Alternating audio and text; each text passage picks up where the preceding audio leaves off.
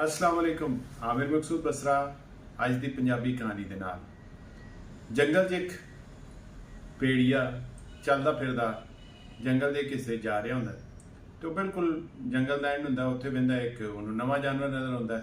ਨੇੜੇ ਜਾ ਕੇ ਵੇਂਦਾ ਤੇ ਇੱਕ ਖੋਤਾ ਹੁੰਦਾ।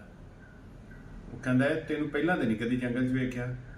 ਉਹ ਕਹਿੰਦਾ ਹਾਂ ਯਾਰ, ਮੈਂ ਪਹਿਲਾਂ ਕਦੀ ਆਇਆ ਵੀ ਨਹੀਂ, ਮੈਨੂੰ ਮੇਰੇ ਮਾਲਕ ਨੇ ਘਰੋਂ ਕੱਢਤਾ ਹੈ, ਜਿਹਦੀ ਵਜ੍ਹਾ ਨਾਲ ਮੈਂ ਅੱਜ ਜੰਗਲ 'ਚ ਆਇਆ ਬੈਠਾ ਖੱਜਲ ਖੁੱਜਲ ਹੁੰਦਾ। ਉਹ ਕਹਿੰਦਾ ਕੀ ਹੋਇਆ ਸੀ? ਕਹਿੰਦਾ ਹੋਣਾ ਕੀ ਸੀ ਯਾਰ, ਸਾਰਾ ਦਿਨ ਮੇਰੇ ਕੋਲ ਕੰਮ ਕਰਾਉਂਦਾ ਸੀ, ਸ਼ਾਮ ਨੂੰ ਮੈਨੂੰ ਉਹਨੇ ਪੱਠੇ ਪੁੱਠੇ ਪਾਣੇ ਜਾਂ ਸਵੇਰੇ ਪਾ ਦੇਣੇ, ਪਾਣੀ ਛਾਣੀ ਪਿਆਣਾ ਤੇ ਬੰਨ੍ਹ ਦੇਣਾ। ਕਹਿੰਦਾ ਇੱਕ ਦਿਨ ਮੈਂ ਉਹਦੇ ਕੋਲ ਖੁੱਲ੍ਹਾ ਰਹਿ ਗਿਆ ਤੇ ਮੈਂ ਵੀ ਮਾਲਕ ਦੇ ਕਮਰੇ ਦੇ ਕੋਲ ਜਾ ਕੇ ਉਹਦੇ 'ਚ ਝਾਤੀ ਮਾਰੀ ਤੇ ਮਾਲਕ ਨੇ ਆਪਣੇ ਹੱਥਾਂ ਨਾਲ ਕੁੱਤੇ ਨੂੰ ਰੋਟੀ ਖਵਾਉਣ ਡਿਆ ਸੀ। ਮੈਂ ਕਿਹਾ ਯਾਰ ਕੁੱਤੇ ਜੇ ਤੇ ਮੇਰੇ 'ਚ ਕੀ ਫਰਕ ਹੈ?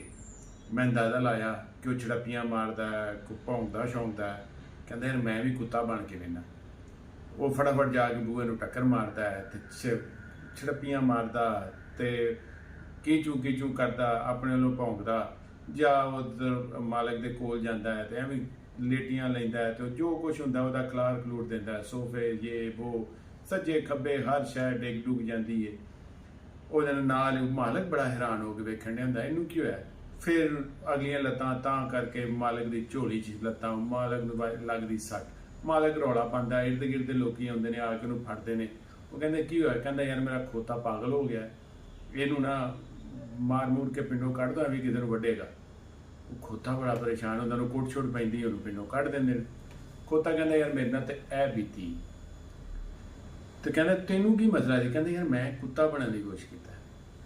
ਕਹਿੰਦੇ ਨਹੀਂ ਯਾਰ, ਕੁੱਤਿਆਂ 'ਚ ਵੀ ਕੁੱਤਾ ਉਹੀ ਬਣਦਾ ਹੈ ਜਿਹਨੂੰ ਮਾਲਕ ਕਬੂਲ ਕਰੇ ਤੇ ਜਿਹਨੂੰ ਮਾਲਕ ਕੁੱਤਾ ਮੰਨੇ।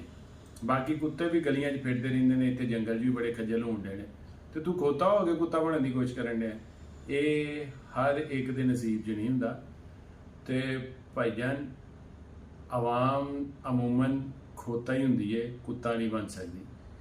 तो ये वाला आर्टिकल आपने देखा, ये है ब्राउन कुर्ता, जस्ट 3000 में आपको maqsood.pk पर ब्राउन कुर्ता के नाम से कुर्ते के टैब में मिलेगी।